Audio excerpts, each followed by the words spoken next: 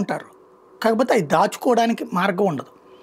మన కరెంట్ లాగానే తయారవగానే వాడేసుకోవాలి. ఇప్పుడు ఈ బ్యాటరీలో నిల్వ అనే ట్రైల్ వేస్తున్నారు కదా, అట్లాగే పెట్రోల్కైనా సరే రిజర్వ్స్ పెట్టుకోవాలంటే పెద్ద పెద్ద రిజర్వాయర్స్ ఉండాలి. వాటి కోసం ప్రత్యేకంగా ఏర్పాటు చేసుకోవాలి.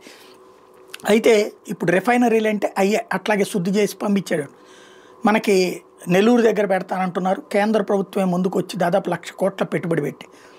అదేవిధంగా ఈ రిఫైనరీలు ఇప్పటిదాకా ప్రభుత్వ రంగంలో ఉన్నాయి. ప్రైవేట్ రంగంలో కూడా రిఫైనరీలు అంటే రిఫైనరీ అనాలా, ప్రైవేట్ రంగంలో రిజర్వ్స్ అనాలా.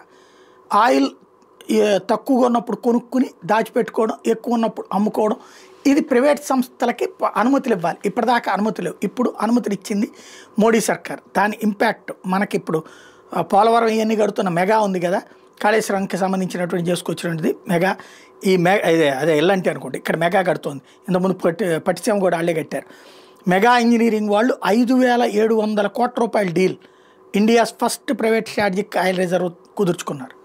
వీళ్ళతో కొంచెం మాట్లాడుకుంటే మన రాష్ట్రంలో పెట్టమంటే పెట్టే అవకాశాలు ఉంటాయి.